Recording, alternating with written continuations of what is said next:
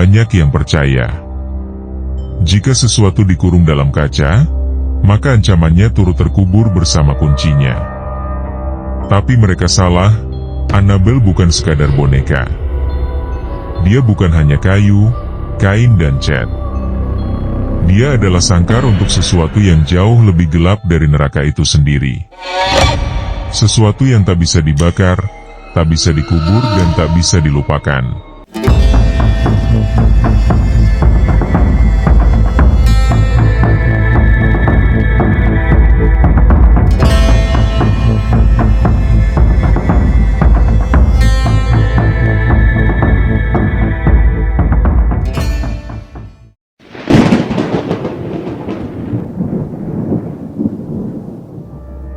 Setelah kasus mengerikan yang menimpa Donna dan Angie, serta teman mereka Lou yang dicekik dalam tidurnya, Ed dan Lorraine Warren mengambil alih boneka itu. Mereka tak membuangnya.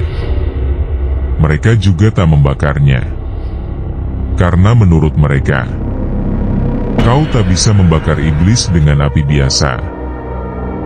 Boneka Annabelle disimpan dalam ruang khusus di rumah mereka, yang kelak dikenal sebagai The Warren Occult Museum.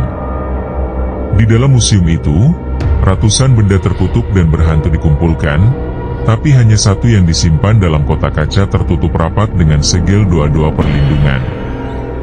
Namun, keanehan justru semakin terasa. Lorraine mengaku sering mendengar suara ketukan dari dalam kotak kaca itu di malam hari. Beberapa pengunjung pingsan tanpa sebab, dan ada pula yang tiba-tiba merasa mual dan muntah setelah hanya memandangi boneka itu selama beberapa menit. Suatu hari, seorang pendeta muda datang berkunjung ke rumah keluarga Warren. Ia penasaran melihat koleksi benda-benda berhantu, terutama boneka Annabelle yang telah menjadi buah bibir di kalangan spiritualis. Namun, alih-alih takut atau waspada, ia malah mengejek. Dengan senyum sinis, sang pendeta mendekati lemari kaca tempat Annabelle disimpan. Ia menatap lurus ke bola mata kaca boneka itu dan berkata, "Kau cuma boneka kain biasa. Ini semua cuma tahayul." Lorraine Warren memperingatkan, "Jangan berbicara seperti itu." Dia bisa mendengar. Tapi pendeta itu tertawa. Dia melambaikan tangan ke arah Annabelle, seperti mengejek anak kecil.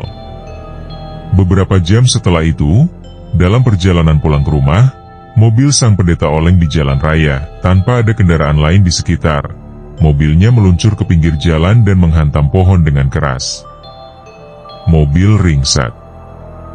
Tapi anehnya, ia selamat dengan luka ringan. Sejak saat itu, ia tak pernah datang lagi ke museum tersebut. Namun tragedi paling terkenal terjadi beberapa tahun kemudian. Suatu siang, sepasang kekasih mengunjungi Museum Warren.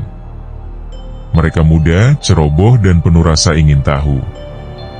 Ketika sampai di depan kotak kaca Annabelle, sang pria mengetuk kaca itu keras-keras, lalu berkata, "Kalau kamu benar-benar kerasukan, coba lukai aku, ayo, keluarkan kekuatanmu." Lorraine melihat itu dan langsung mengusir mereka dari museum. Beberapa jam kemudian, pasangan itu mengalami kecelakaan tragis. Motor yang mereka kendarai tiba-tiba tergelincir dan menabrak pohon besar. Sang pria tewas di tempat, sementara kekasihnya mengalami patah tulang dan luka serius. Menurut laporan resmi, ban motor mereka tidak bermasalah, cuaca cerah. Tidak ada kendaraan lain. Hanya rasa tak kasat mata yang membuat motor itu oleng, persis seperti kisah pendeta sebelumnya. Setelah kejadian-kejadian tersebut, keluarga Warren memperketat perlindungan terhadap Annabelle. Lemari kacanya diperkuat dengan salib, segel, dan doa pengusiran setan. Seorang pastor Katolik secara rutin datang untuk memberkati seluruh ruangan tempat boneka itu disimpan. Namun tetap saja, beberapa pengunjung melaporkan melihat Annabelle tersenyum samar saat mereka menatapnya. Ada pula yang mengatakan mata boneka itu mengikuti gerak kepala mereka, padahal boneka itu tidak bisa bergerak. Lorraine bahkan pernah berkata dalam sebuah wawancara, "Kita tidak menyimpan boneka ini karena ingin memamerkan horor.